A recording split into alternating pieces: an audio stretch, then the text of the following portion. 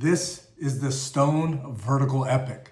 It's a series of yearly releases between February 2nd, 2002, all the way to December 12th of 2012, meant to be enjoyed anytime after December 2012. Well, it's kind of far after that date, so I decided to call some friends at Stone, go out to San Diego, and have an epic tasting. Drink it or dump it.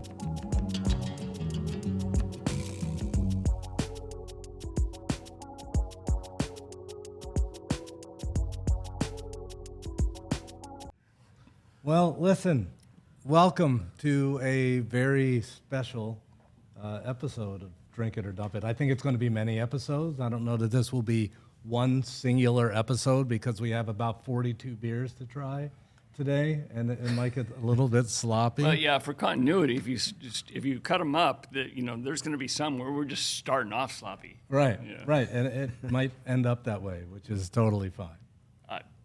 Inevitable? Probably inevitable. We are going to attempt to go through the Vertical Epic, in addition to a few other beers that we've brought. But this whole thing, for me, this started by going through my cellar, and I had the 2008 through 2012. That's what got us here. And then, Steve, you had the 3, 4, 5, and 6. Yep. Right? Then Kris brought in the 7. You have the palindrome, the 02020202. Greg brought that. Yep. Something. So we're going to start here. So what I guess what was the original thought of you're going to brew all these and then we're going to sit down and taste them all together? Is that was the goal from the beginning? That's what a vertical tasting is, right? When's the last time you did this? On 12. Yeah, that's the last time I did it. Yep. Yeah. Well, all right. And So- and Been a while. the whole it was I don't know if you want to open this as I'm going to sort of set a little groundwork at the time. Yeah, let's do because- it. I'm going to go with the 333 is the beginning. Okay. At the time, because I didn't have the idea for this series, unfortunately, before January 1st, 2001. So there is no 01. But at the time, it was really just so much, there's so many things that were groundbreaking in craft beer. People were doing things that had never been done before. And previously, a lot of beer in general was based on tradition. It was based upon styles that were pre-existing, a Bach style or an English ale style and all that, and maybe some variations on that. And we weren't certainly the first brewer to break out into unknown territory, but this was kind of a major foray into that, blending kind of stone-style ales with somewhat semi-traditional Belgian-style things and bringing them together in ways that they hadn't been brought together. That was a concept. And at this point, you were 5 years old? Well, right? 1996. Yeah. So, So, did you feel like at that point you had already defined what a stone beer was? Was that a quick? Well, we were something definitely happened quickly. becoming known for our IPAs at that point. Between the 5th anniversary and right. And bigger Stone beers. IPA. Yeah, and bigger beers. The Stone Old Guardian Barley Wine, Stone Imperial Russian Stout. Mm-hmm. Yeah, and then pushing some boundaries like we did with the Stone Second Anniversary IPA, which, Stone IPA already is, as far as I know, the longest full-time brewed and packaged West Coast style IPA on the planet. it wasn't the first one, but it was, that I guess you could say is Swami's, although they changed the recipe dramatically. But I love the new one and I love the old one. Well, first of all, Yeah, cheers. okay. Cheers. Cheers. You're gonna have to rein me in more than once. No, I know. I know the drill. Cheers, guys. So this one, the 333 has coriander, right? Alligator pepper. Warrior and Centennial hops. It's at 9%. My question was, what's an alligator pepper? Do you remember that? There's another name for it, too. Isn't that They're- like tiny little? Yeah, they're real small.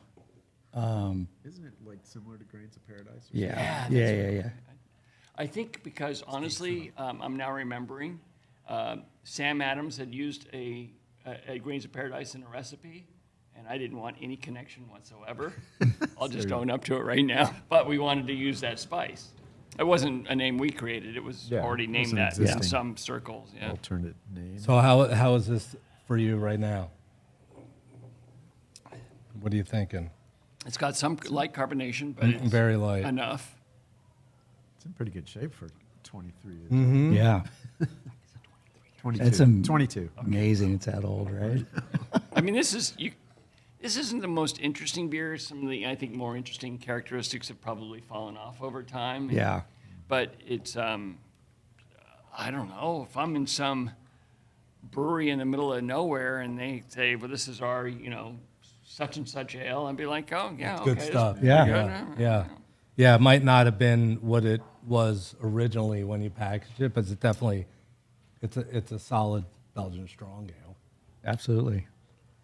Yeah, so they're, I guess just to wrap it up, they're all brewed with the intent, not the knowledge, because we couldn't have the foreknowledge, but with the intent to be drinkable at 12/12/12 or after. Right. So we wanted to be both drinkable at the moment when we released them, because a lot of people just like to buy beers and drink them, fair enough, and later. So that was a little bit of a trick, but I think, the team nailed it. Yeah. I'd be interested as we move through the beers and we move through the years, how the landscape of breweries out in California evolved and changed. Because you've been one of the original brewers out here that when you look back in time right now, you've set the standard, right? So each year, you're probably seeing more and more develop along the landscape, not only in California, but around the country. And as we move into the 2010s, it probably starts to really spike as well, right? So I'm interested to know, as breweries around the country begin to expand and you get more offerings that are outside of, your typical pale ales and IPAs, how these were more and more accepted throughout the years, I would imagine, as people's palates got more engaged, right? Yeah, I think it was early in the growth of Belgian-style beers in craft beer in the U.S. for sure. So. Yep. I saw the Jolly Pumpkin in your cellar, which got me thinking of, Oh, yeah. people who are really pushing the boundaries of exploring Belgian inspiration. And of course, Dogfish Head was exploring just boundaries of all sorts. And, it's really interesting, again, to reflect on the difference in time. When we opened up in 1996, we were around the 850th brewery to open in the United States. And today there's a little less than 10,000, right, for scale. And in San Diego, I think we are around the 15th brewery. So there have been plenty that have tread, and not just in San Diego, but around. But I think one of the things that made Stone kind of stand out is that we were one of the first breweries to really explore and adventure in a more aggressive way, just like we're going to just go for it. Where I would almost, feel a little, I don't know, bummed sometimes when I would visit a brew pub in that area, in that era, and maybe because I was such a beer geek and beer geekdom was a little less common back then, that I would, find the brewer, they'd be willing to talk to me, and I'd say, I'll try your beers, and they would often say, oh, don't try those.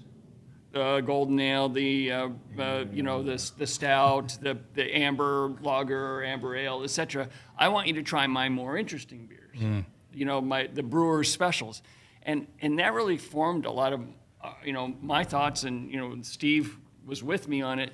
Of, well, what if all of our beers were the more interesting beers, and we just didn't do any golden ales or Irish style dry stouts, which is a wonderful style, by the way, but I don't think our voice was necessary.